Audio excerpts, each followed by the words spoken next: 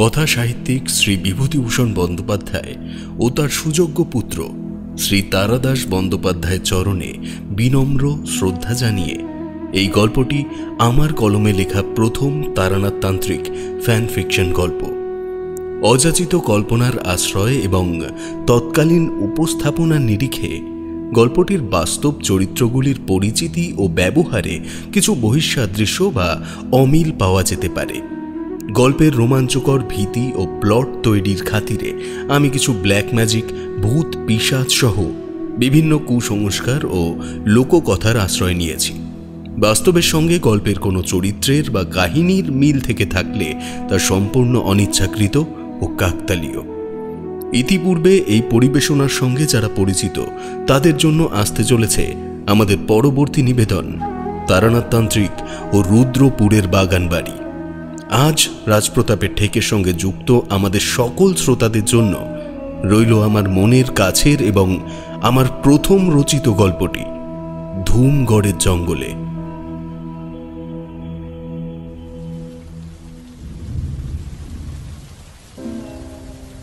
সকাল থেকেই অঝোর ধারায় বৃষ্টি পড়ছে।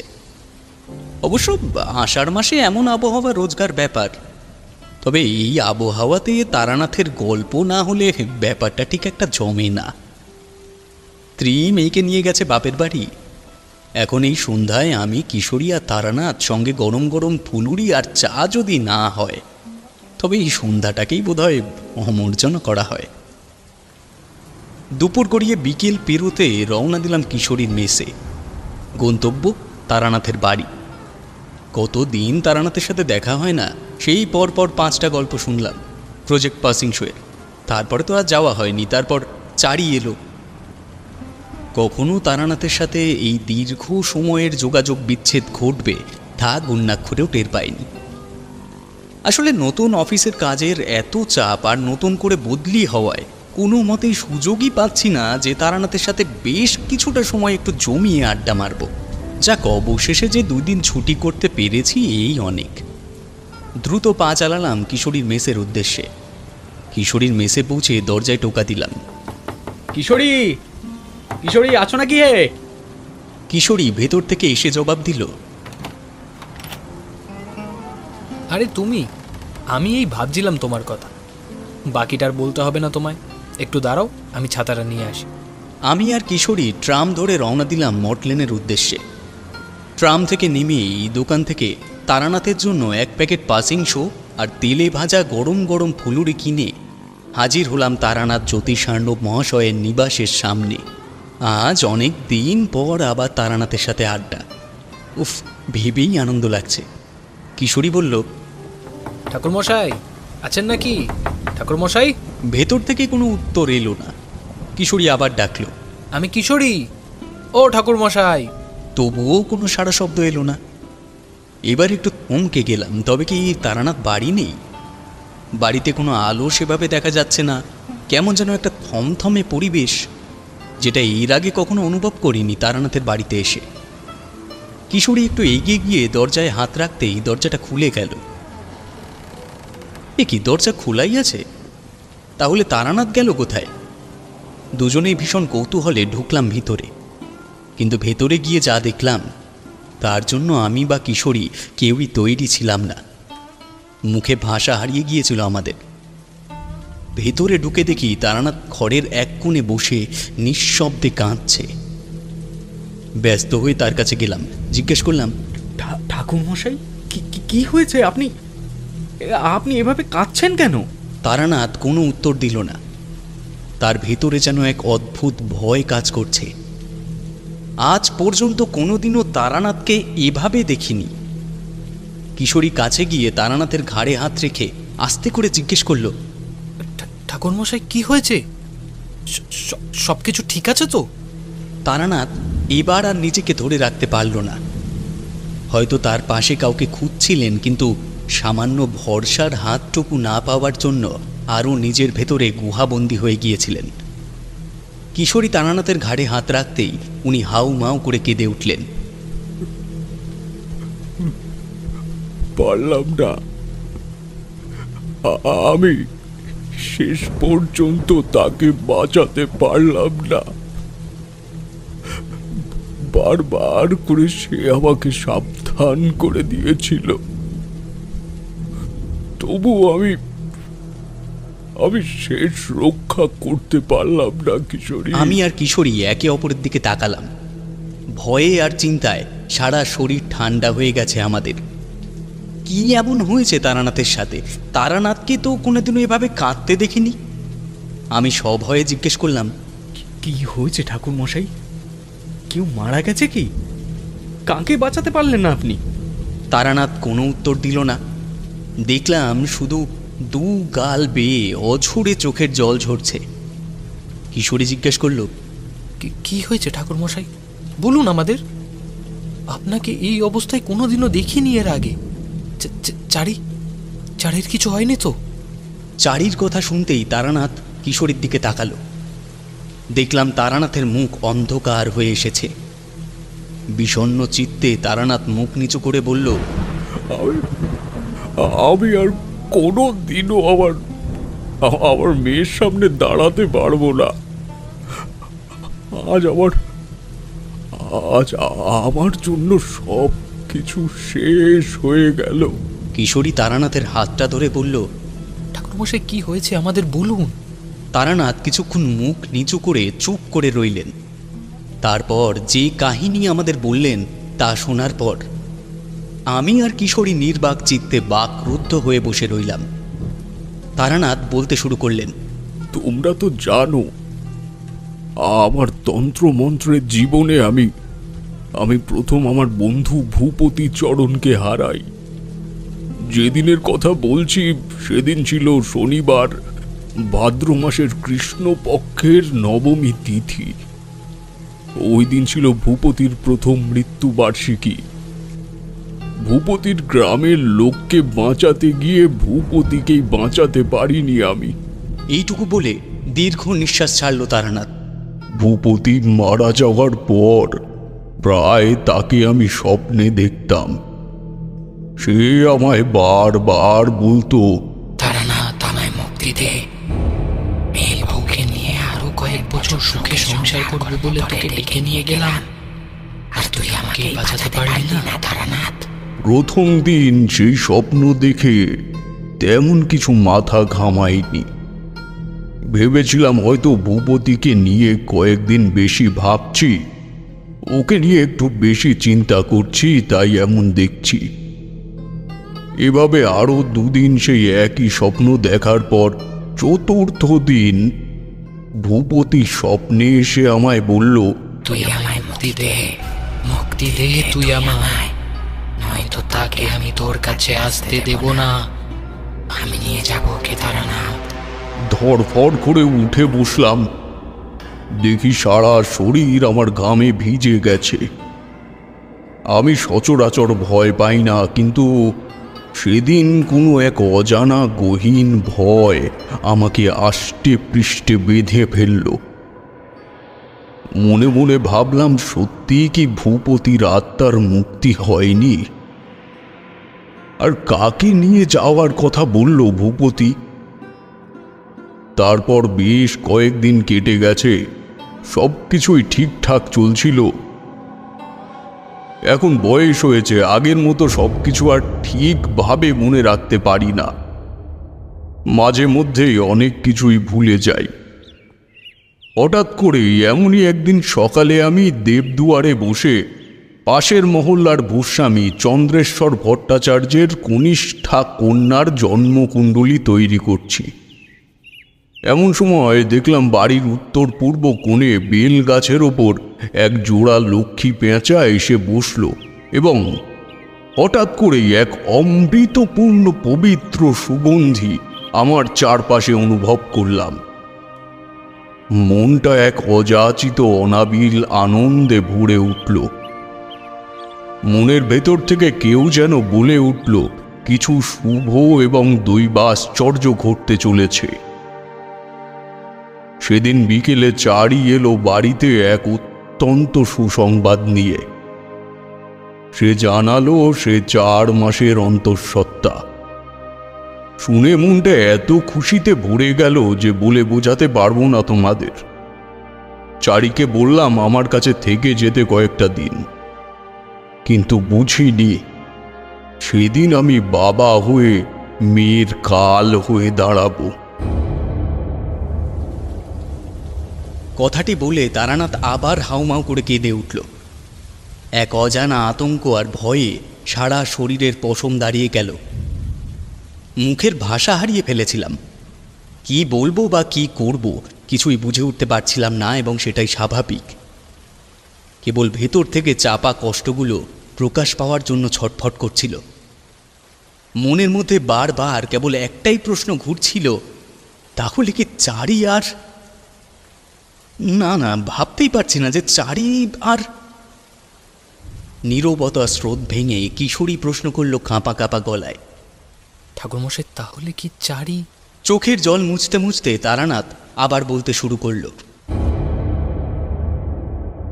সেদিন কেবল বিকেল গড়িয়ে সন্ধ্যা নামল। বৃহস্পতিবারের সন্ধ্যা, চারিদিকে সেই দৈব সুগন্ধি। আবার যেন অজানা কোনো দৈব শক্তির আভাস দিতে লাগছে। চারিদিকে উলুধ্বনি আর শঙ্খের সুমধুর ধ্বনিতে মনের মধ্যে এক অজানা শান্তি বিরাজ করছিল। চারি ঠাকুর ঘরে বসে লক্ষ্মী পুজোর পাঁচালি পড়ছে। আহা, কি সুন্দর সে দৈব সুর! মনে হচ্ছিল স্বয়ং মা লক্ষ্মী এসে আমার চারি মায়ের পুজো গ্রহণ করছেন। এমন সময় এক আগন্তুক এলো। আগে বাড়িতে কেউ আছেন? লোকটা দেখতে বেশ সুন্দর। জটা জুটোধারী গোছের লোকটার লম্বা চওড়া দেহ। তার অবয়ব দেখে বেশ ভালোই বোঝা যায় তিনি অনেক উচ্চ মার্গের সাধক। কিছু কিছু মানুষ আছে যাদের দেখলে আপনাতেই মনের মধ্যে ভক্তি জন্মায়। উনিও তাদের মধ্যে একজন। আগন্তুক জিজ্ঞেস করল, আগে বাড়িতে কেউ আছেন? কে আপনি? কাকে চাই? আগে আপনি কি তারানাথ জ্যোতিষার্ণব মহাশয়? হ্যাঁ, কিন্তু আপনাকে ঠিক চিনতে পারলাম না। আমাকে আপনি চিনবেন না। আমি এক পথিক মাত্র, পথে পথে ঘুরি আর জগৎমাতার আরাধনা করি। আজ্ঞে মহাশয়, আপনার কথার আদি বা অন্ত আমার কিছুই বোধগম্য হচ্ছে না। দয়া করে আপনি যদি আপনার সঠিক পরিচয়টা দেন। এত চিন্তিত হবেন না আপনি। আমায় এক ঘটি জল খেতে দেবেন? অনেক দূর থেকে হেঁটে আসছি তো, তাই খুব জল তেষ্টা পেয়েছে। এ বাবা, দেখেছেন আমি আপনাকে বসতে বলতেই ভুলে গেছি। আসুন আসুন আসুন, আপনি এখানে একটু বসুন। আমি আপনার জন্য সামান্য মিষ্টি আর জল নিয়ে আসছি। আগন্তুক দাওয়ায় এসে বসল। বসার জন্য তালপাতার আসন পেতে দিলাম। উনি তাতে বসলে আমি জল আর সামান্য বাতাসা দিলাম ওনাকে। উনি জল খাওয়া শেষ করে আমায় জিজ্ঞেস করলেন, এত সুন্দর দৈব সুরে কে দেবী আরাধনা করছে? আমার একমাত্র মেয়ে চারি। আজ লক্ষ্মীবার কিনা, তাই দেবী মা লক্ষ্মীর পুজো করছে। ঘটিটা আমার হাতে দিয়ে বললেন, নিন, আপনার চোখে মুখে আমাকে নিয়ে অনেক ব্যাকুলতা দেখতে পাচ্ছি। আর ধোঁয়াশার মধ্যে রাখবো না। আমার নাম অমরজীবন, অমরজীবন ভট্টাচার্য। বিদ্যুৎ গতিতে আমার মস্তিষ্কে তখন আমার ঠাকুরদার সাথে অমরজীবন ভট্টাচার্যের ঘটনাটা মনে পড়ে গেল। মনের মধ্যে তখন হাজারো কৌতূহল আর প্রশ্নের ঝড় বয়ে যাচ্ছে। এ কি তাহলে সেই অমরজীবন ভট্টাচার্য যাকে আমি দেখে এলাম? আমার জন্মলগ্নে আকাশে নীল উল্কাপিণ্ড দেখা যাবে ইনিই তো বলে দিয়েছিলেন। মনের মধ্যে ক্রমশ প্রশ্নের ঝড়ের গতি উচ্চ পর্যায়ে পৌঁছনোর আগেই জিজ্ঞেস করলাম, আপনি কি সেই অমরজীবন ভট্টাচার্য যিনি আমার প্রশ্ন মানে বাধা দিয়ে উনি উত্তর দিলেন, হ্যাঁ, আমি সেই অমরজীবন ভট্টাচার্য যিনি আপনার জন্মের সময় এবং তিথি নক্ষত্র বলে গিয়েছিলেন। আমি অতি আনন্দে মূর্ছা যাব নাকি অতিরিক্ত বিস্ময়ে বাক্য হারা হব কিছুই বুঝে উঠতে পারছিলাম না। স্বয়ং অমরজীবন ভট্টাচার্য তার চরণধুলি আমার ভিটেতে রেখেছেন। তার এই দেহ অবয়ব আমার পরিচিত নয়, সুতরাং সে রূপ বদলাতে পারে। আমার চিন্তার জগতে বাণবিদ্ধ করে তিনি আমায় বাস্তব জগতে ফিরিয়ে আনলেন। বললেন, গৃহস্বামীর যদি কোনো আপত্তি না থাকে তাহলে আপনার বাড়িতে আমি একটা রাত থাকতে চাই। আমি হাত জোড় করে তাকে বললাম, এ কি বলছেন আপনি? এ আমার পরম সৌভাগ্য যে আপনার চরণধুলি এই অধমের ভিটেতে পড়েছে। আপনি এক রাত কেন, আপনার যতদিন ইচ্ছে ততদিন থাকতে পারেন। না না, আমি এক রাতের বেশি কারো বাড়ি থাকি না। আসলে আমি একটি স্বপ্ন দেখব, তার জন্যই আপনার ভিটেতে এক রাত থাকতে চাই। ততক্ষণে চারি পুজো সেরে দরজার পাশে এসে দাঁড়িয়েছে। আমি চারিকে ডেকে ওনার সাথে পরিচয় করিয়ে দিলাম। উনি চারিকে আশীর্বাদ করে বললেন, খুবই লক্ষ্মীমন্ত মেয়ে তুমি মা। তোমার বাবার ঘর এবং শ্বশুর ঘরের প্রদীপ তুমি। তোমার কোল আলো করে যে আসছে সে কোনো সাধারণ কুলের নয় মা। তার আগমনে সমস্ত অশুভ শক্তির বিনাশ হবে এবং শুভ শক্তি প্রতিষ্ঠা পাবে। ওনার কথা শুনে আমি মোটেই আশ্চর্য হইনি। যিনি আমার জন্মের বহু আগেই আমার জন্ম তিথি, নক্ষত্র এবং ওই সময়ে কোন ঘটনা ঘটবে সেটা বলে দিতে পারেন। তিনি চারির গর্ভাবস্থা এবং তার পরবর্তী সময়ে কি কি ঘটবে তা যে সম্পূর্ণ পুঙ্খানুপুঙ্খভাবে বলে দিতে পারবেন সেটা খুবই স্বাভাবিক।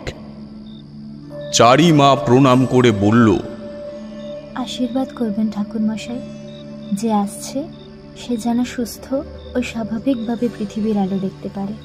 আজকে রাতে একটি স্বপ্ন দেখব মা, বাকিটা তোমায় কাল সকালে বলবো। অমরজীবন ঠাকুরের এই কথা শুনে মনের মধ্যে কেমন একটা করে উঠল। তাহলে এটা কি কোনো অশনি সংকেত নাকি অন্য কিছু? আমি অমরজীবনকে বললাম, আসুন, ভেতরে আসুন, আপনার থাকার ব্যবস্থা ঘরের মধ্যেই করেছি। তিনি আমায় অবাক করে বললেন, না না, আমি ঘরে যাব না। আমি সন্দিগ্ধ চোখে তাকে প্রশ্ন করলাম, তাহলে আপনি কোথায় থাকবেন? গোয়াল ঘরে। গোয়াল ঘরে? হ্যাঁ, আমি ওখানেই থাকব। আমি নির্জন জায়গা ছাড়া ঘুমোতে পারি না। আমি আর কোনো কথা বাড়ালাম না। জিজ্ঞেস করলাম, আমায় আদেশ দিন, রাতে আপনার জন্য কি খাবার তৈরি করব?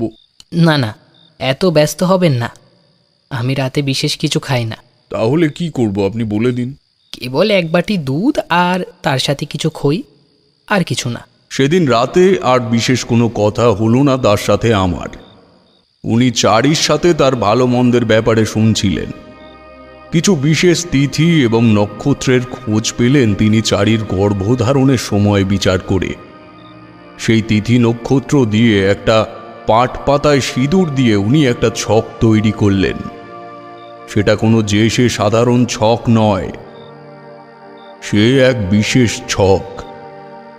এমন ছক কেবল সেই সব তিথি এবং নক্ষত্র দ্বারা তৈরি হয় যে তিথি এবং নক্ষত্রতে দৈব আবির্ভাব এবং শুভ কিছু আগমনের ইঙ্গিত থাকে।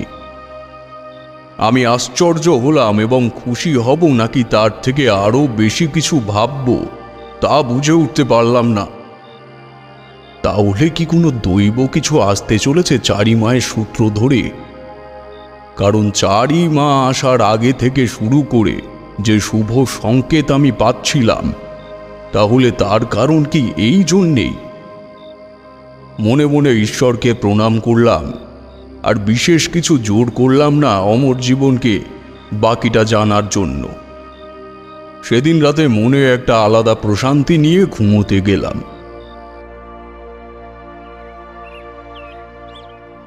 পরদিন সকালে ঘুম ভাঙল অনেক ভোরে। ঘুম থেকে উঠে পুজোর ফুল তুলতে গিয়ে আবার পেলাম সেই স্বর্গ সুগন্ধ। সেই সুগন্ধের মিষ্টতা এতটাই যে যে কেউ সেই সুগন্ধি পেলে বুঝতে পারবে তা স্বয়ং দৈব প্রদত্ত। ফুল তুলে বাড়ির ভিটেতে পাড়া দিতে সেই বেল গাছে আবার জোড়া লক্ষ্মী পেঁচা দেখতে পেলাম।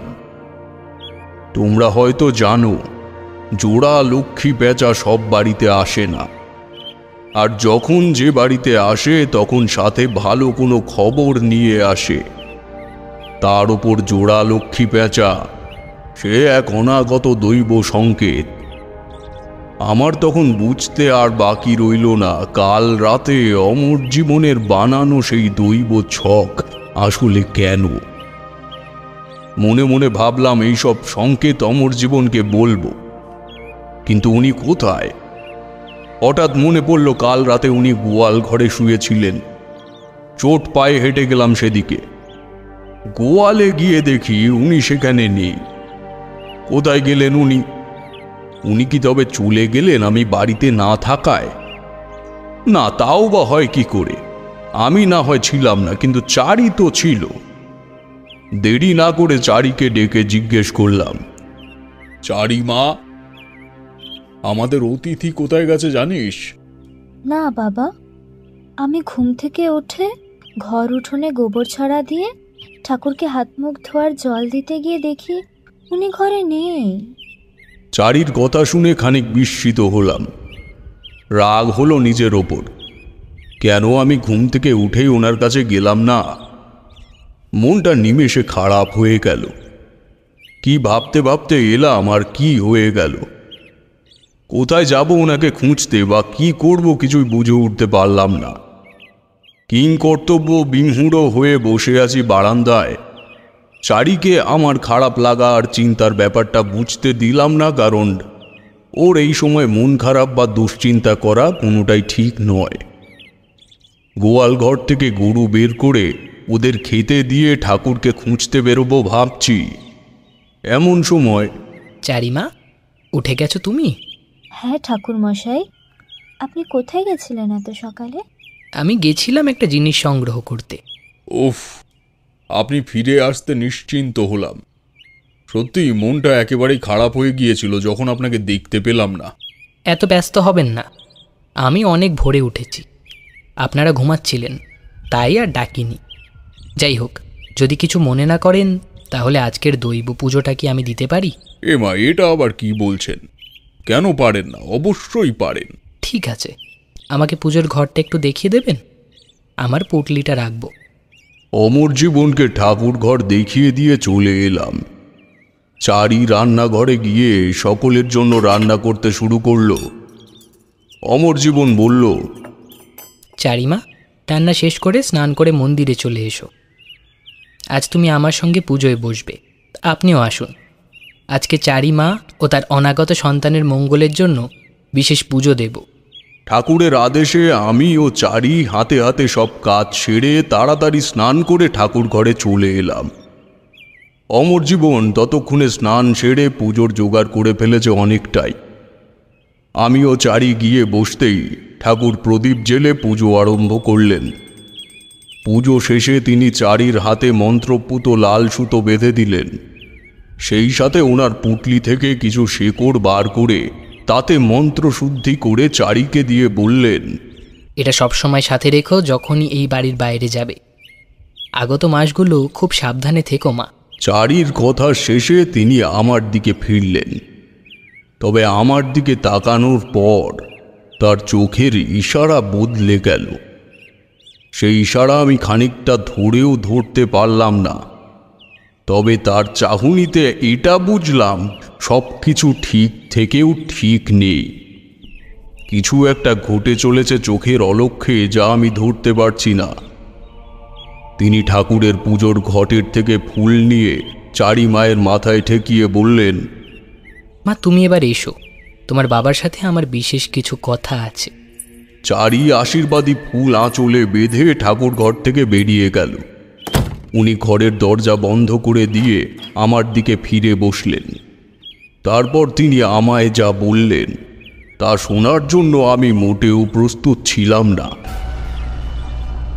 এক মুহূর্তের জন্যেও ভাবতে পারিনি যে এত শুভ কিছুর মধ্যেও এরকম নৃশংস ভয়ানক অশুভ বাসা বেঁধে আছে।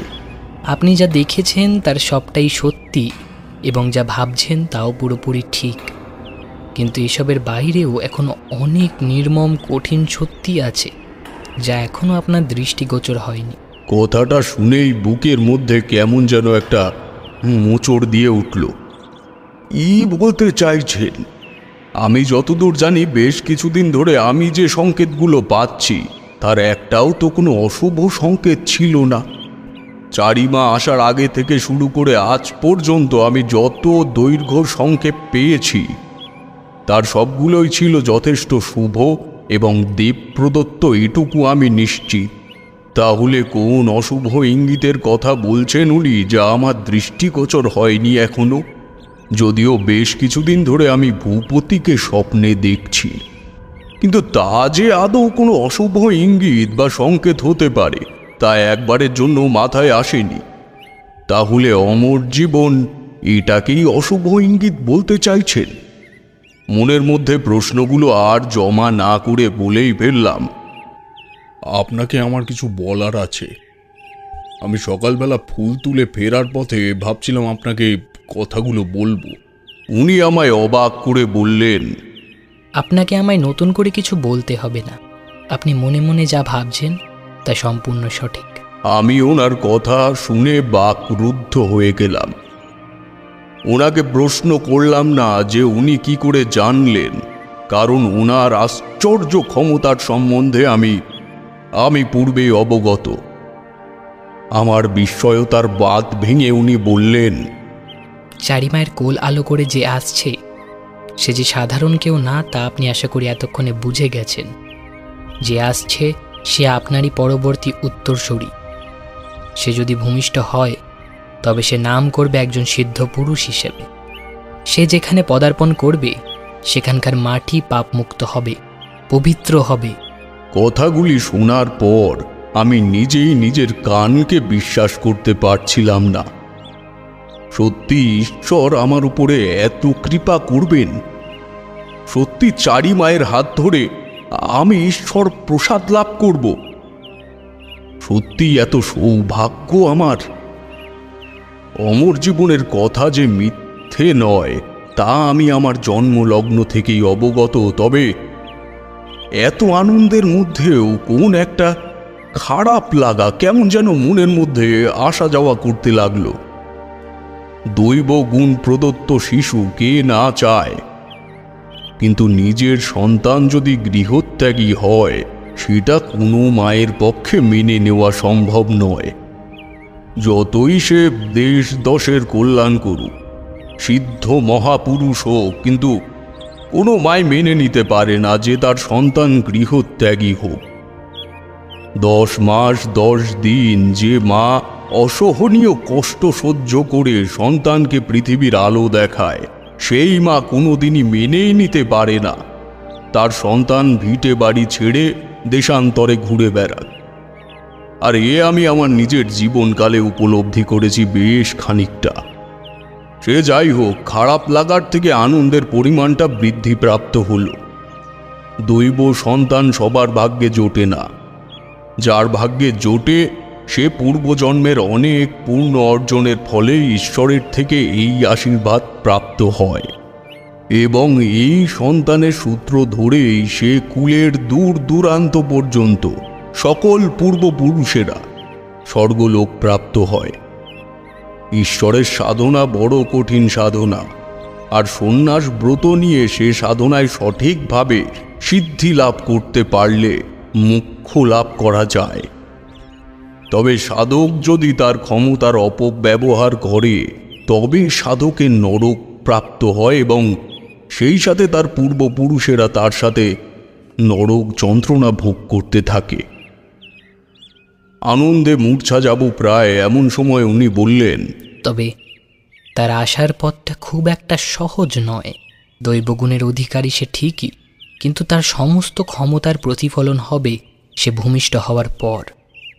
মাতৃগর্ভে থাকাকালীন আপনি কেবল তার আসার শুভ ইঙ্গিত এবং পূর্বাভাস পাবেন, কিন্তু মাতৃগর্ভে থাকা অবস্থায় সে তার কোনো ক্ষমতা ব্যবহার করতে পারবে না।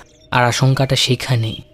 এক ভয়ঙ্কর অপশক্তি তার আসার পথে প্রবল বাধা সৃষ্টি করবে। সে চাইবে না কখনো সে পৃথিবীতে আসুক। তার সবথেকে বড় কারণ সে আপনারই সূত্রধর। যেহেতু সে মাতৃগর্ভ অবস্থায় থাকাকালীন তার ক্ষমতার কোনো প্রয়োগ করতে পারবে না, তাই তার গর্ভধারিণী থাকবে সব থেকে বড় বিপদের সামনে, কারণ যা কিছু প্রয়োগ সব তার উপরেই হবে। আর এই জন্য তার পৃথিবীতে আসার সুযোগ খুবই কম, এবং চারিমায়ের জীবন সংকটে থাকবে। অমর জীবনের কথা শুনে আমার মাথায় আকাশ ভেঙে পড়ল। মুহূর্তের মধ্যে এত খুশির সংবাদ কালো মেঘের মতো আমার চারপাশে আস্তরণ সৃষ্টি করল। হতবম্বের মতো আমি অমর জীবন ঠাকুরের দিকে চেয়ে রইলাম। কি বলবো বা কি করব তখন কোনো কিছুই আমার মস্তিষ্কের চারপাশে এসে আমায় জানান দিল না। এতদিন পর্যন্ত আমি আমার পরিবারের কারো সাথে এমন কোনো ঘটনা ঘটতে দেখিনি, বা আমি এই পর্যন্ত যত অভিজ্ঞতার সম্মুখীন হয়েছি তা সবটাই আমার পরিবারের বাইরে। কিন্তু এই প্রথমবার আমার পরিবারের মধ্যে এমন এক দুর্ভোগ এসে জন্মেছে, তাও কেবল আমার জন্য। আর যার উপরে এসেছে সে আর কেউ নয়, আমারই প্রাণ ভোমরা, আমার একমাত্র আদরের মেয়ে, আমার একমাত্র বেঁচে থাকার সম্বল আমার ওই মেয়ে। আমার জন্য যদি ওর কিছু হয়ে যায় আমি নিজেকে কোনোদিনও ক্ষমা করতে পারবো না। তোমরা হয়তো জানো, কোনো জীবিত মানুষ যখন অপঘাতে মারা যায় তখন তার আত্মা স্বর্গগামী হয় না, যতক্ষণ না পর্যন্ত তার অন্ত্যেষ্টিক্রিয়া সঠিক এবং শুদ্ধাচার মেনে সম্পন্ন করা না হয়। যতদিন পর্যন্ত সে কার্য না সম্পন্ন হয় ততদিন সেই আত্মা এই পৃথিবীতে বিচরণ করতে থাকে, এবং তা হয়ে থাকে মহা অপক্ষমতার শক্তিধর। তাকে না যায় সহজে ঘায়েল করা বা না যায় সহজে বশ করা, যদি কিনা তার কোনো অপূর্ণ ইচ্ছে পূরণ হতে বাকি থেকে যায়। সেই অপূর্ণ ইচ্ছে পূরণ করার জন্য বারবার সে ফিরে আসে এবং যাদের বা যার কারণে তার ইচ্ছে অপূর্ণ থেকে যায় তার সর্বস্ব ক্ষতি করার জন্য উঠে পড়ে লাগে। এটাই চিরন্তন সত্য, এবং এক্ষেত্রেও তার কোনো বিপরীত হলো না। অমর জীবন বললে, আমি চারি মায়ের গাত্রবন্ধন করে দিয়েছি। আসছে বৈশাখ মাসের কৃষ্ণপক্ষের আমাবস্যা তিথিতে দেবী উগ্রচণ্ডী ও কাল ভৈরবের পুজো করে মহামৃত্যুঞ্জয় যজ্ঞ করতে হবে। কিন্তু মাথায় রাখবেন, সেদিন থাকবে শনিবার এবং পূর্ণ সূর্যগ্রহণ। সেদিন রাহু পূর্ণরূপে সূর্যকে গ্রাস করবে মধ্যাহ্নের শেষের দিকে। এই দিন যেন চারি মা কোনো মতেই আকাশের দিকে না তাকায় এবং গৃহের বাইরে না বেরোয়। অমর জীবনের কথা শুনে আমার ব্রহ্ম মস্তিষ্কে আঘাত পড়ল। তৎক্ষণাৎ বিদ্যুৎ গতিতে আমার দৃঢ় মস্তিষ্কের ছন্দপতন হল। আমার মনে পড়ে গেল অমাবস্যার দিন সূর্যগ্রহণ। এ তো মহা অমঙ্গলের ইঙ্গিত। এরকম অমঙ্গলে অলক্ষণে দিন বেশ কিছু বছর পর পর একবার আসে, আর গর্ভবতী মেয়েদের জন্য এর থেকে অমঙ্গলের দিন আর হয় না। শুধুমাত্র এটুকুই নয়, এই দিন রাতে প্রেতপুরীর সব অশরীরীগুলো মহাশক্তিধর হয়ে ওঠে। যারা অপদেবদেবী বা অশরীরীর সাধনা করে তাদের জন্য এই রাতটাই মোক্ষ লাভের জন্য বিশেষ উপযোগী। মনের মধ্যে তখন থেকেই যে কু ডাকা শুরু হলো, আর সেই সাথে শুরু হলো আমার চারি মায়ের জীবনে কালো ছায়ার প্রবেশ। যত বড় পাশ দেওয়া ছুরি কাচি চালানো ডাক্তার হোক না কেন, প্রথমবার নিজের লোকের ওপর সেগুলো প্রয়োগ করতে সবারই হাত কাঁপে। তন্ত্রমন্ত্র জগতের লোকের ক্ষেত্রেও তার অন্যথা হয় না। আমি এই অবধি এই তন্ত্রমন্ত্র জগতের সমস্যার সাথে জড়িত যাদের যেই বিপদ থেকে রক্ষা করেছি তারা কেউ আমার নিজের আপনজন ছিল না। কিন্তু এবার আর অন্য পরিবার নয়, যা হয়েছে তা আমার পরিবারের, আমার আপনজন, আমার চারি মায়ের সাথে। কখনো ভাবিনি আমার পরিবারে এসে এমন বিপদ বলা ভুল, ভয়ঙ্কর অমঙ্গল এসে বাসা বাঁধবে। যে কোনো কঠিন কাজে মনোসংযোগ অত্যন্ত জরুরি, বিশেষ করে তন্ত্র জগতের কোনো মনোসংযোগ বা উপাসনায় মন এবং মস্তিষ্কের সঠিক পথে যদি না চলে বা স্থির না হয়, তাহলে সেই কাজের সফলতা বেশিরভাগ ক্ষেত্রেই হয় না। তোমরা জানো আমি সহজে দুর্বল হই না বা সহজে কোনো কিছুতে ভয়ও পাই না, কিন্তু এ যে আমার চারির জীবন মরণের ব্যাপার, যতই মনকে সাহসী করার চেষ্টা করছি না কেন, অন্তরের দুর্বলতা এবং মনের দুর্বলতা কোথাও যেন এক হয়ে ভেতরে এক গভীর কালো ভয়ের সৃষ্টি করছিল আমার মনে। অমর জীবন আমার জন্মের আগের থেকেই আমায় চিনত এবং আমার নারী নক্ষত্র গতিপথ সব কিছুই ওনার জানা। আমার দিকে তাকিয়ে বলল, আপনি এতটা ভেঙে পড়বেন না। ভগবান কখনো কাউকে নিরাশ করেন না।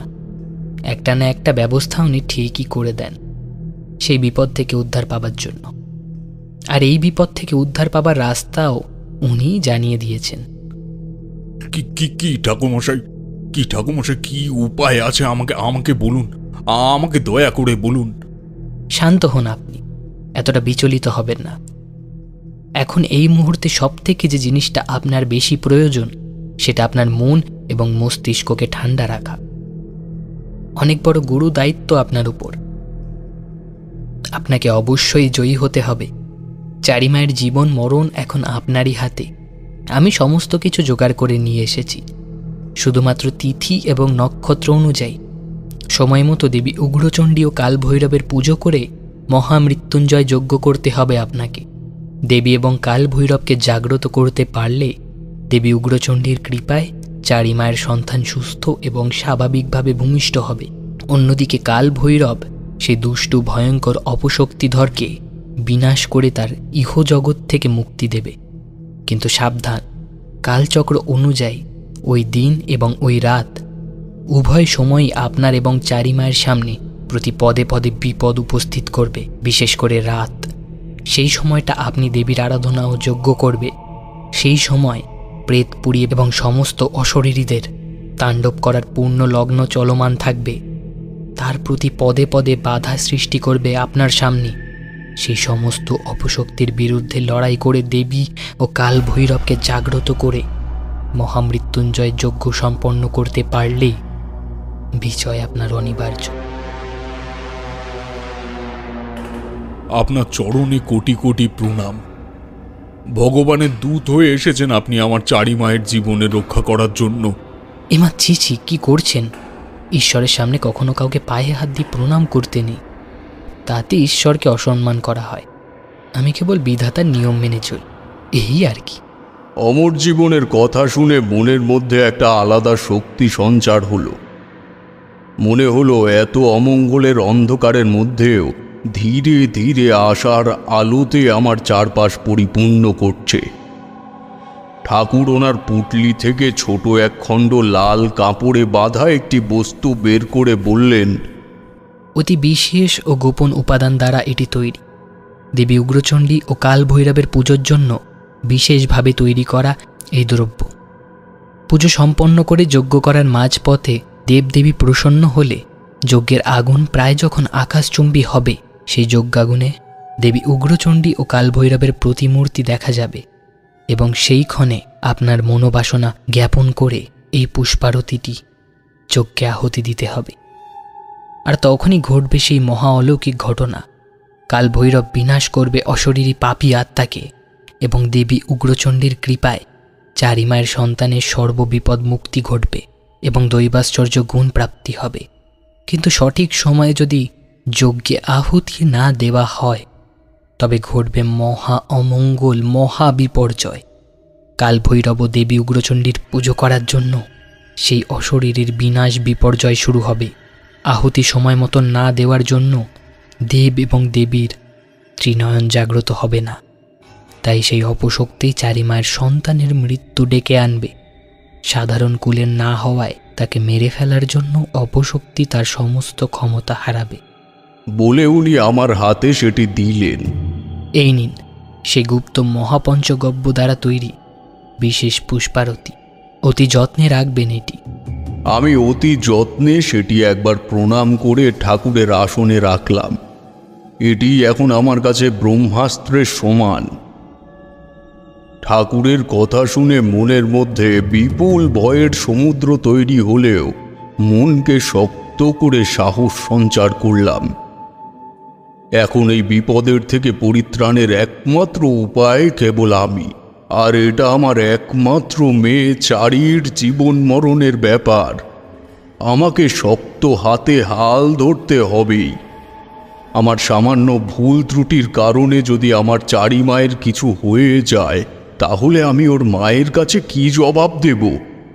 বাকিটা ঠাকুর আমায় বুঝিয়ে দিলেন কখন কিভাবে কি করতে হবে। আমার গ্রাম রামজয়পুর থেকে উত্তর পূর্ব বরাবর মাইল 5 হাঁটলে তালতলা দিঘির এক জঙ্গল বাঁধে। সেই জঙ্গলের ভেতরে গোড়া নদীর তীরে আছে এক বিশাল ভয়ঙ্কর শ্মশান। সচরাচর সে জঙ্গলে কেউ যেতে সাহস পায় না, শ্মশান তো বহু দূর। সেখানে নদীতে স্নান করে লাল বস্ত্র পরে দেব এবং দেবীর পুজোয় বসতে হবে। বাদবাকি যেটুকু বাকি ছিল সেটুকু বুঝিয়ে দিয়ে ঠাকুর সেদিন বিদায় নিলেন। ওনাকে অনেকবার থেকে যাওয়ার জন্য অনুরোধ করেছিলাম, কিন্তু উনি রাজি হলেন না। পুজো শেষ করে সামান্য আতপ চাল ও আলু পটল মিশ্রিত খিচুড়ি খেয়ে উনি রওনা হলেন ওনার নিজের গন্তব্যে। মন্দিরে প্রণাম করে ঘর থেকে বেরোনোর সময় উনি বললেন, দেবী উগ্রচণ্ডী ও কাল ভৈরবের পুজো সমাপ্তির পর যজ্ঞে অবশ্যই আহুতি দিতে হবে ওই বিশেষ উপাদানগুলো, অন্যথায় সমস্ত চেষ্টা বিফলে যাবে। চারিমা, তুমি সাবধানে থেকো। আমি এখন তবে আসছি। বলে উনি বাড়ির প্রবেশদ্বারের দিকে হাঁটতে শুরু করলেন। প্রধান দরজা অতিক্রম করবেন এমন সময় বললেন, আপনি চিন্তা করবেন না, সে অবশ্যই আসবে। কথাটি বলে সামান্য হাসলেন। তারপর প্রধান দরজা পেরিয়ে ওনার গন্তব্যের পথে যাত্রা আরম্ভ করলেন। দেখতে দেখতে অনেকগুলো মাস কেটে গেল। সব কিছু ঠিকঠাকই চলছিল, কোথাও কোনো গণ্ডগোল সেরকমভাবে চোখে পড়েনি। মাঝে মধ্যে বার কয়েক ভূপতিকে স্বপ্নে দেখলেও সেরকম যে ভয়ের কোনো আভাস ছিল তা কিন্তু নয়। তার কিছুদিন পরে চারিমা তার শ্বশুরবাড়ি চলে যায়। মেয়েদের গর্ভাবস্থায় 5 মাসের পঞ্চমৃত এবং 7 মাসের সাত দিতে হয় সন্তানের মঙ্গলের কামনায়। আমার তো বাড়িতে সেরকম কেউ নেই, তাই কাকেই বা বলি এসব করতে। কিন্তু মেয়ের মন বোঝই তো, আর এমন সময় সব সময় যাতে সে হাসি খুশি থাকে সে কাজ করাই কর্তব্য। আমার বাড়ির পাশে নন্দগোপাল চাটুর্যের বাড়ি, তোমরা হয়তো চেনো। ধনী বনেদি বংশ, জমিদারদের থেকে কিছুটা কম যান না ওরা। ছোটখাটো জমিদার বলা চলে। উনার গৃহিণী আমার মেয়েটাকে বড়ই ভালোবাসে। উনি চারি মায়ের 7 মাসের সমস্ত রকমের স্ত্রী আচারের ব্যবস্থা করলেন এবং চারি মায়ের সাধের আয়োজন করলেন। একদিন দুপুরে এসে উনি আমাকে বললেন, ঠাকুরমশাই বাড়িতে আছেন নাকি? আমি চাটুর্যগিন্নি বিমলা। ঠাকুরমশাই বাড়ি আছেন? আমি তখন দুপুরের খাওয়া সেরে ঘরে গিয়ে একটা ভাত ঘুম দেওয়ার জোগাড় যন্ত্র করছি। ওনার ডাকে আমি ঘর থেকে বাইরে বেরিয়ে এলাম। বললাম, আরে এ যে মা ঠাকুরন, আসুন আসুন, ভেতরে আসুন। ওনার মাথায় বড় করে ঘোমটা টানা ছিল। তার এক পাশ উঁচু করে বললেন, না না, এখন আর ভেতরে যাব না। আগে ঠাকুরমশাই, আপনার কাছে একখান আর্জি ছিল, আপনি কিন্তু না করতে পারবেন না। আপনার কথায় কি আমি না করতে পারি মা ঠাকুরন? আপনাদের জন্যই তো আমার মেয়েকে নিয়ে আমার আলাদা করে কোনো চিন্তা করতে হয় না। বলুন না, আপনি কি বলবেন? বলছি, চারিমার তো দেখতে দেখতে 7 মাস হয়ে গেল, তাই আমি ওর সাধের আয়োজন করেছি। আমি পাঁজি দেখেছি, আগামী সোমবার দিনটা খুব ভালো, ওই দিনই সব ব্যবস্থা করব। আপনি কিন্তু না করতে পারবেন না, এই বলে দিলুম। আপনার মুখে তর্ক করার এমন আস্পর্ধা আমার নেই। আপনি নিশ্চিন্তে বাড়ি যান, আমি সময় মতো ওকে আপনার বাড়িতে দিয়ে আসব। আচ্ছা ঠিক আছে ঠাকুরমশাই। চারি কোথায়? ওকে দেখছি না তো। ওই খেয়ে একটু ঘুমোলো। আপনি ভিতরে আসুন, আমি ওকে ডেকে দিচ্ছি। না থাক, তাহলে এখন আর ওকে ডাকতে হবে না, ঘুমোক এখন। আমি না হয় ও বেলার দিকে এসে একবার দেখা করে যাবক্ষণ। আচ্ছা ঠাকুরমশাই, প্রণাম নেবেন। তাহলে আমি এখন আসি। বলে উনি চলে গেলেন। বলাই বাহুল্য, ওনার জন্যই চারিমা এখানে এসে কখনো একাকিত্ব অনুভব করে না। ওনার নিজের তো কোনো মেয়ে নেই, আর আমার মেয়ে এমনই এক মানুষ যে ওকে কেউ ভালো না বেসে থাকতেই পারবে না। চারির সাধের কদিন পর ওকে রেখে আসলাম ও শ্বশুর বাড়িতে। দিন গড়াতে লাগলো, দেখতে দেখতে চারিমার 9 মাসের গর্ভবতী হয়ে গেল। তোমরা তো জানোই, মেয়েদের প্রসবকালীন সময়ে তাদের বাপের বাড়িটাই তাদের কাছে সব থেকে বেশি যত্নের মনে হয়। কিন্তু এখানে ওকে কেই বা সেরকমভাবে দেখাশোনা করবে? নন্দগোপালের স্ত্রী বলেছিলেন যে চারিমার প্রসবকালীন এবং তার পরবর্তী সময়ের যত যাবতীয় দায়িত্ব সব তিনিই নেবেন। কিন্তু চারিমাকে আমি বাড়িতে রাখতে মোটেও সাহস পাচ্ছিলাম না, কারণ অমর জীবন বলে যাওয়া সেই কঠিন বাস্তবগুলো। সাধের সময় এসে চারি বেশ কিছুদিন ছিল আমার কাছে, তারপরও শ্বশুর বাড়ির থেকে এসে ওকে নিয়ে যায়। ও যদিও চাইছিল এখানেই থেকে যেতে, কিন্তু আমি ওকে বলেছিলাম যে এখন ও যাতে শ্বশুর বাড়ি যায়। কারণ ও যদিও চাইছিল এখানেই থেকে যেতে, কিন্তু আমি ওকে বলেছিলাম ও বাড়িতে যেতে। কারণ তিথি নক্ষত্র বিচার করে আমি যা দেখলাম, ওই সময়ের আশেপাশেই চারি মায়ের সন্তানের ভূমিষ্ঠ হওয়ার সম্ভাবনা বেশি ছিল। আর অমন সময় আমি আমার বাড়িতে ওকে একা ফেলে অত দূর যাব পুজোর জন্য, তা আমার কোনো মতেই মন থেকে সায় দিচ্ছিল না। ওর থেকে চারি ওর শ্বশুর বাড়িতেই সবার মাঝখানে সুরক্ষিত থাকতো এবং বাদবাকি যতটুকু করার আমি করে দিয়েছিলাম। অবশেষে উপস্থিত হলো সেই পূর্ণ সূর্যগ্রহণ ঘোর অমাবস্যার শনিবার। যা যা লাগবে সব কিছু গুছিয়ে নিয়ে রওনা হলাম গন্তব্যের দিকে। সকাল সকাল বেরিয়ে পড়লাম, কারণ এখান থেকে রামজয়পুর যাওয়ার রাস্তাটা এখনকার মতো এতটা সহজলভ্য হয়ে ওঠেনি তখন। দুগ্গা দুগ্গা বলেই বেরোলাম বাড়ি থেকে। অনেকদিন পর গ্রামের মাটিতে পা রেখে মনটা একটু শান্তিই লাগছিল। তবে এখনই শান্তি প্রশান্তির কথা ভাবলে চলবে না। মাথায় তখন কেবল একটাই চিন্তা, যেভাবেই হোক আমাকে এই পুজো এবং যজ্ঞ সুসম্পন্নভাবে সম্পূর্ণ করতে হবে। চারিমা আমায় বলেছিল ওর সাথে ওর বাড়িতে যেতে, কিন্তু আমি এই কাজ ফেলে তো ওর সাথে যেতে পারবো না। আবার ওকে বলতেও পারবো না যে আমার এখানে প্রয়োজনটা কত বড়। যাই হোক, ওর কথা খুব মনে পড়ছিল। এই প্রথমবার আমার পরিবার রক্ষার্থে আমাকে এই ক্রিয়া করতে হচ্ছে, যা পূর্বে কখনো হয়নি এবং কোনো অভিজ্ঞতাও নেই। অন্যান্য ক্ষেত্রে আমি ভয় কখনো পাইনি, কিন্তু এবার সেটা কিছুটা অনুভব হলো।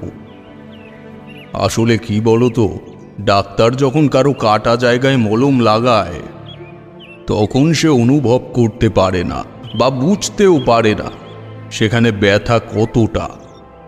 কিন্তু সেই কাটাটা যখন নিজের কাটে, তখন অনুভব হয় সেটা কতটা যন্ত্রণাদায়ক। আমার অবস্থাও তখন সেরকমই দাঁড়িয়েছে। অগত্যা সমস্ত ভাবনার অবসান ঘটিয়ে গ্রামের পথ পেরিয়ে জঙ্গলের পথে পা বাড়ালাম। মাইল 5 হাঁটতে হবে তখনও আমায়।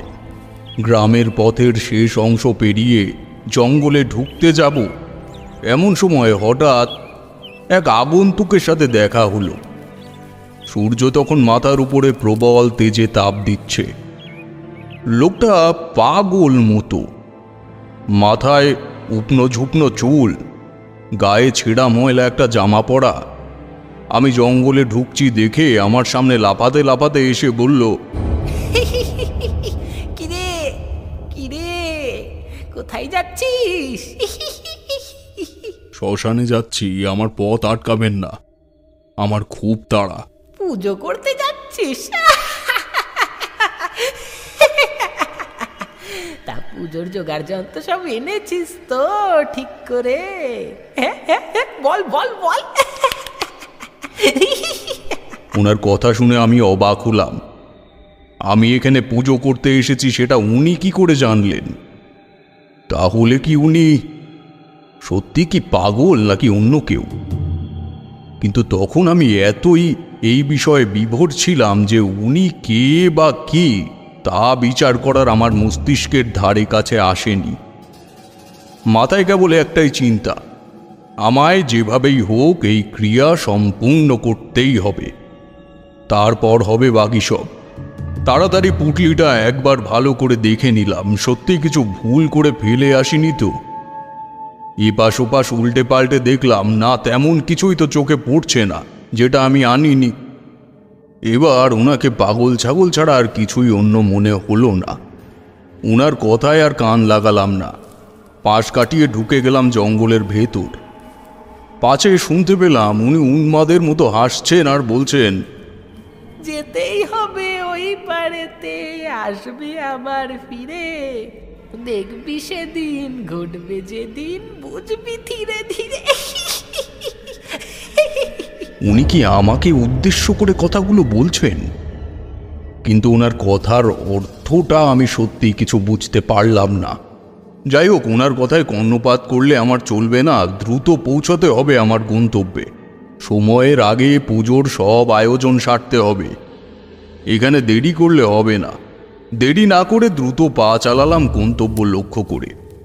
মাইল 5 হাঁটার পর পৌঁছালাম তালতলার শেষ শ্মশানে। শ্মশান সাধারণত নির্জন এবং নিরিবিলি হয়, কিন্তু এই নির্জনতা যেন একটু অন্যরকম। কোথাও কোনো সজীব প্রাণের অস্তিত্ব নেই, চারপাশটাকে যেন গ্রাস করেছে ভয়ঙ্কর কালো। না আছে কোনো হাওয়া, না নড়ছে কোনো গাছের পাতা। সূর্যের আলো পুরোপুরিভাবে সেখানে পৌঁছায় না। যা একটু বড় বড় গাছের মগডাল ভেদ করে পৌঁছায় এই জঙ্গলের ভেতরে, সেই ন্যূনতম আলোটুকুরও যেন দেখা নেই আজ।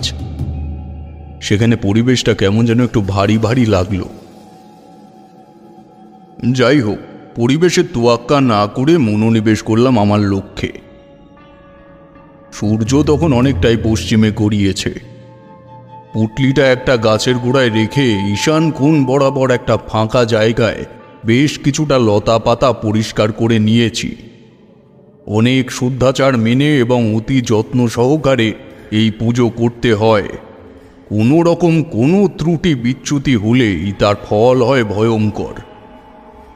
ঠাকুরের আদেশ মতো শ্মশানঘাটে নেমে পূর্ব দিক বরাবর দাঁড়িয়ে মা গঙ্গাকে স্মরণ করে গঙ্গা স্নান সেরে নিয়েছি। তারপর গঙ্গা পুজো সেরে ঠাকুরের অভিধান মতো রক্তবর্ণ বস্ত্র পরিধান করে যোগাড় যন্ত্র শুরু করলাম।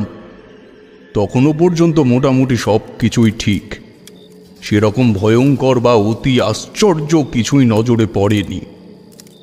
তবে জায়গাটা যে খুব একটা ভালো নয় সেটা সেই স্থানে পা ফেলেই বুঝতে পেরেছি। মোটামুটি যজ্ঞ ও পুজো করার জন্য বেশ কিছুটা জায়গা লেপে নিলাম। তখন মোটামুটি সন্ধ্যা হয়ে গিয়েছে, সেভাবে আর খালি চোখে কিছু ঠাউর করা যাচ্ছে না। গ্রামের ভেতর দিয়ে যাওয়ার পথে দুটো মশাল সাথে নিয়েছিলাম। বলা তো যায় না কখন কি প্রয়োজনে লেগে বসে। যেহেতু আমার সাথে কেউ নেই বা দূর দূরান্ত পর্যন্ত কেউ থাকবে না, তাই প্রয়োজনীয় দ্রব্যাদি সাথে রাখা অত্যন্ত জরুরি। একটা মশাল ধরিয়ে আলপনা দিলাম। ভক্তি, নিষ্ঠা বা যত্নের কোনো খুঁত রাখলে চলবে না আমায়। মোটামুটি সমস্ত যোগাড় যন্ত্র হাতের পাশে গুছিয়ে নিয়ে গুরু প্রণাম করে গাত্রবন্ধন করেছি। ধুনি জ্বালিয়ে মাটি শুদ্ধ করে পুজোর বেদি তৈরি করব, এমন সময় হঠাৎ করে ঝোড়ো হাওয়া শুরু হলো। বুঝতে বাকি রইল না অপশক্তি আমার বিপরীতে কাজ করা শুরু করে দিয়েছে। বুঝতে পারলাম আগত যাত্রাপথ আমার অনুকূলে থাকবে না। নিজের সমস্ত শক্তি আর ভক্তি দিয়ে ক্ষণ বিলম্ব না করে আরাধনায় মনোসংযোগ করলাম। যেভাবেই হোক আজকে এই পুজো আর যজ্ঞে আমাকে সফল হতেই হবে। বেদিতে দেবী উগ্রচণ্ডী ও কালভৈরবের যন্ত্র স্থাপন করলাম। যন্ত্রে প্রাণ প্রতিষ্ঠা করে শুরু করলাম মন্ত্রোচ্চারণ। চামুণ্ডা মট্ট হসং পকটিতদাদশনং ভীম বক্রং ত্রিনেত্রং নীলম্ভাজ প্রভাভং প্রমোদীপুষং নরমুণ্ডালীলাম কৌমারিং কুমকুম প্রভাং ত্রিনেত্রং শিখিং স্থিতং চতুর্ভুজং শক্তিপশাঙ্কুশোভায়োধিরানিং নানালঙ্কারে সংজ্ঞাযুক্তার প্রমাত্তং পরিশ্চান্তে ক্রিং হ্রিং ওং চণ্ডী ভৈরবায় নমঃ। রাত বাড়তে থাকলো আর সেই সাথে বাড়তে থাকলো আমার শুদ্ধ মন্ত্র উচ্চারণ। চারিদিকের আবহাওয়া দ্রুত থেকে দ্রুততর খারাপ হয়ে গেল চোখের নিমেষে। আমি খুব ভালোভাবে বুঝতে পারলাম আমার চারপাশের তাণ্ডব চলছে অপশক্তিদের। তারা চাইছে আমাকে লক্ষ্যভ্রষ্ট করতে। আকাশে কেমন কালো মেঘ ঘনিয়ে এসেছে বুঝতে পারিনি, কখন হলো তাও জানি না। মেঘের তীব্র গর্জনে যেন কানে তালা ফেটে যাওয়ার অভিপ্রায়। বিদ্যুৎ চমকানিতে আমি স্পষ্ট দেখতে পাচ্ছি আমার চারপাশে অশরীরীদের মেলা বসেছে। তাদের হাসি, আনন্দ, উল্লাস, ক্রন্দনে ফেটে পড়ছে আমার চারপাশ। তাদের চোখে মুখে আমায় খাবলে ছিঁড়ে ফেলার বিপুল নেশা। কেবলমাত্র গাত্রবন্ধন ও পুজোর স্থান শুদ্ধি করার জন্য তারা আমাকে ছুঁতে পারছে না। হঠাৎ করে আমার চারপাশে শুনতে পেলাম একটা বড় গাছ মাঝের থেকে চড়চড় করে ফেড়ে গেল। বুঝতে পারলাম পরিস্থিতি ক্রমশ আরো খারাপের দিকে যাচ্ছে। এমন চিত্র আমি আমার বাস্তব জীবনে কোথাও দেখিনি। সাধারণ মানুষ তো দূর, অনেক বড় বড় তান্ত্রিকরাও এ দৃশ্য দেখে মূর্ছা যাবে এ আমি নিশ্চিত। ভয়ে আমার হৃৎপিণ্ড বাইরে বেরিয়ে আসার জোগাড় প্রায়। তবুও মন্ত্র উচ্চারণ থামালাম না। চোখ বন্ধ করে দেবী উগ্রচণ্ডীর বীজ মন্ত্র জপ করেই চলেছি। হারলে আমায় চলবে না। এ আমার মেয়ের জীবন মরণের ব্যাপার, তাকে আমায় বাঁচাতেই হবে। এই একটা চিন্তায় কেবল তখন আমার মাথায় ঘোরাফেরা করছে এবং ভেতর থেকে আমাকে অল্প অল্প সাহস যোগাচ্ছে। সে কি উন্মাদনা, কি আর্তনাদ! কানে যেন সহ্যই হচ্ছে না এই শব্দ। প্রকৃতিতে এমন ভয়াবহতা এ আমার অভিজ্ঞতার ঊর্ধ্বে। কখনো বা চারির গলায়, কখনো বা পরিচিত কোনো মানুষের গলায় তীব্র যন্ত্রণার আর্তনাদ করে আমায় দিকভ্রষ্ট করার সর্বোত্তম প্রচেষ্টা চলছে। আমি খুব ভালো করে বুঝতে পারছি, একবার যদি তারা আমায় তাদের নাগালের মধ্যে আনতে পারে তবে ইহজীবনে এই তারা না তার আগামী দিনের সূর্যালোক দেখার অধিকার হারাবে। চারপাশে বিপুল হাওয়া, তীব্র মেঘের গর্জন, সাথে গাছপালা মুচড়ানো শব্দ আমার মস্তকে তীব্র যন্ত্রণা সৃষ্টি করছে। আমি তখনও একাগ্র চিত্তে এবং নিষ্ঠায় মন্ত্রপাঠ করেই চলেছি। চারপাশে ধ্বনি প্রতিধ্বনি হচ্ছে এই শুভ শক্তির মন্ত্র এবং তার সাথে বাড়ছে সমস্ত অপশক্তিদের যন্ত্রণাদায়ক আর্তনাদ। যেন এই প্রথম কেউ তাদেরকে তাদের রাজ্যচ্যুত করার প্রবল প্রচেষ্টা করছে। এরকম কতক্ষণ চলতে লাগলো আমি জানি না। হঠাৎ করে মনে হলো আমার চোখের সামনে এক গাঢ় আলো ভাসছে। মনে তখন একটু ভরসার জল পেলাম। মন্ত্র উচ্চারণ করতে করতে হালকা করে চোখ মেলে দেখি আমার সামনে আঁকা দেবী উগ্রচণ্ডী ও কালভৈরবের যন্ত্রে একটা তীর্যক লাল আলোক রশ্মি ঘুরছে। মনের মধ্যে সাহস সঞ্চয় হলো এবং একটা শুভ ইঙ্গিত পেলাম। এই আলো যে সে সাধারণ আলো নয়, তার মানে দেবী উগ্রচণ্ডী ও কালভৈরব আমার উপরে প্রসন্ন হয়েছেন, আর এই আলো তাদের প্রসন্ন বার্তা। অর্থাৎ প্রথম পরীক্ষায় আমি উত্তীর্ণ, এবার দ্বিতীয় পরীক্ষায় উত্তীর্ণ হলেই আমার চারিমা ও তার সন্তানকে আমি সম্পূর্ণ বিপদ মুক্ত করতে পারব। ঊর্ধ্ব মুখে হাত তুলে প্রণাম জানিয়ে বললাম, জয় জয় দেবী উগ্রচণ্ডীর জয়, জয় কাল ভৈরবের জয়। আমার কোটি কোটি প্রণাম নাও মা। এ আমার পরম সৌভাগ্য যে আমি তোমায় আমার ভক্তি ও নিষ্ঠার দ্বারা সন্তুষ্ট করতে পেরেছি। আমার পরম সৌভাগ্য যে আমি কাল ভৈরবের প্রসন্নতা প্রাপ্ত হয়েছি। তোমাদের চরণে আমার কোটি কোটি প্রণাম। আশীর্বাদ করো আমি যেন আমার দ্বিতীয় পরীক্ষাতে উত্তীর্ণ হতে পারি। জয় দেবী উগ্রচণ্ডীর জয়, জয় কাল ভৈরবের জয়। প্রণাম পর্ব শেষ করে যজ্ঞের বেদিতে গুরুকে স্মরণ করে আগুন ধরালাম। পুনরায় আবার শুরু হলো সেই পিশাচী তাণ্ডব। ঠাকুর বলেই দিয়েছিলেন এই কাজ অত সহজ হবে না, অনেক বাধা বিপত্তি পেরিয়ে তবেই আমাকে সাফল্যের মুকুট ছিনিয়ে আনতে হবে। প্রথম ক্রিয়ায় উত্তীর্ণ হয়ে মনের মধ্যে অনেক বেশি সাহস সঞ্চয় হলো। এবার আর অত বেশি ভয় পেলাম না, কারণ আমি জানি আমার অস্ত্র আমার শুদ্ধ ভক্তি এবং নিষ্ঠা। সেই সাথে এবার যজ্ঞের আগুন আছে। নিকষ কালো অন্ধকারে এই আলোটুকু আমার ভয়কে জয় করল। যজ্ঞের আগুনে ঘি ঢালছি আর পাঠ করছি মহামৃত্যুঞ্জয় যজ্ঞের মন্ত্র। ওম ওম ওম ভূম ওম শাহ ওম ভূম ওম। যজ্ঞের আগুনে ঘি ঢালার সাথে সাথে মন্ত্রোচ্চারণ যত এগোচ্ছে ততই যজ্ঞের আগুন ঊর্ধ্বমুখী হচ্ছে। ঠিক তেমনি যেমন অমর জীবন বলেছিল। মন্ত্র উচ্চারণের গতি আরো বাড়িয়ে দিলাম, আর সেই সাথে বাড়তে থাকলো যজ্ঞের আগুনের প্রসারতা। আমি খুব ভালোভাবেই বুঝতে পারছি আমার চারপাশে থাকা বড় বড় গাছগুলো কেউ যেন নিংড়ে মুচড়ে খণ্ড খণ্ড করে ফেলছে, এবং মাথার উপরে থাকা বড় বড় গাছের ডালগুলো যেন পাকিয়ে আমার মাথার উপরে ঝপ করে পড়বে। কিন্তু কোনো দিকেই নজর নেই আমার। চোখের নিশানা কেবল যজ্ঞ বেদি বরাবর, এবং মুখ বারংবার উচ্চারণ করছে সেই মহান মৃত্যুঞ্জয় মন্ত্র। এমন চলতে চলতে হঠাৎ দেখলাম আগুন প্রায় আকাশচুম্বী। তার প্রসারতা যেন ঘিরে ধরেছে চারপাশ। সেই আগুনের মধ্যেই দেখা যাচ্ছে মনুষ্য অবয়ব। প্রথমে বুঝতে পারিনি, কিন্তু পরে ধীরে ধীরে ধাতস্থ হয়ে বুঝলাম সেখানে কাল রুদ্র বিরাজমান। তার মানে সত্যি আমি দ্বিতীয় পরীক্ষাতে উত্তীর্ণ হলাম।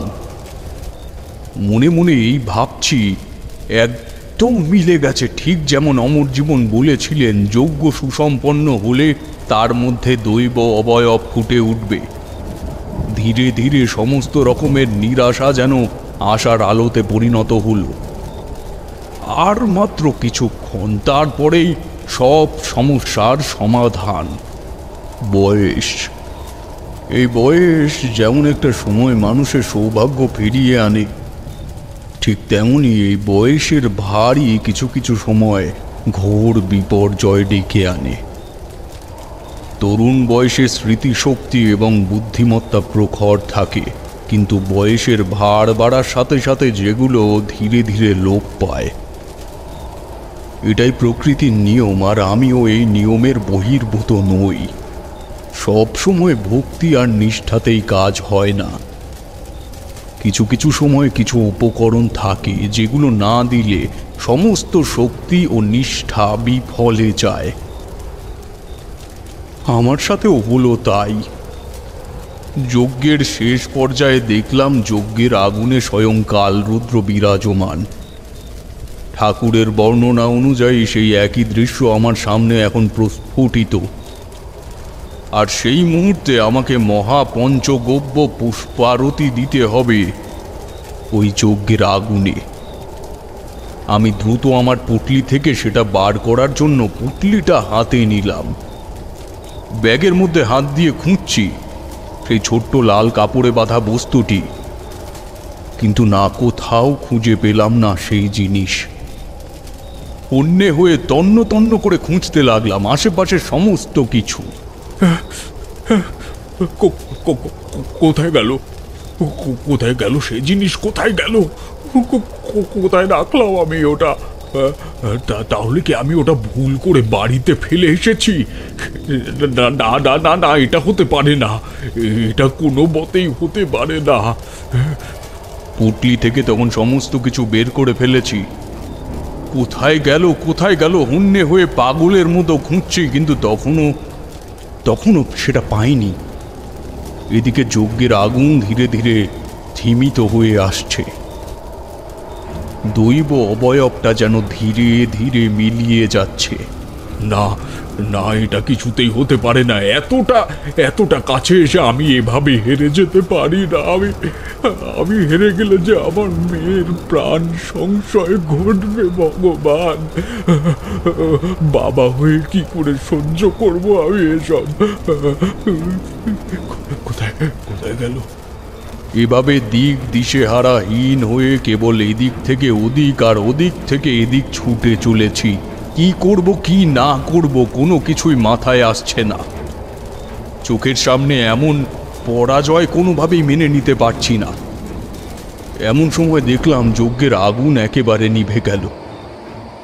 আমার সমস্ত আশার প্রদীপ সেখানেই শেষ হয়ে গেল।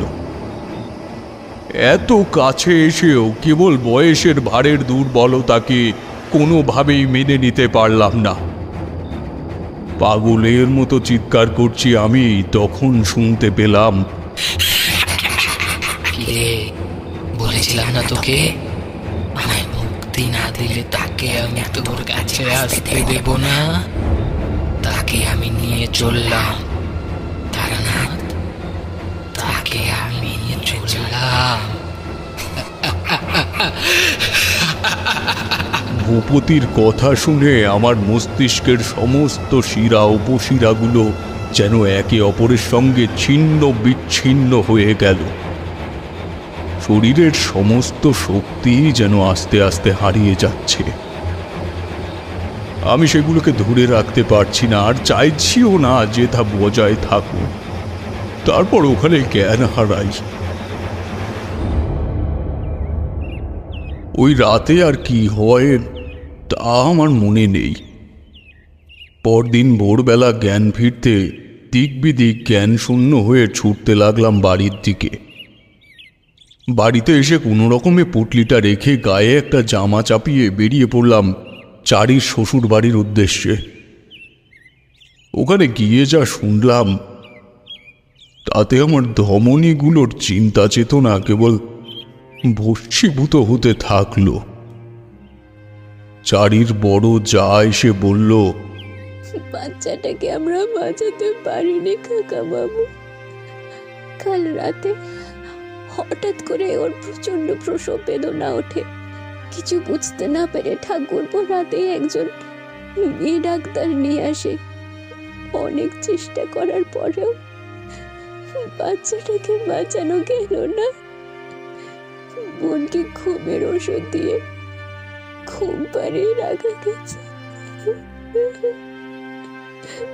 কাপা কাপা পায়ে চারির ঘরের দরজার সামনে গিয়ে দাঁড়ালাম।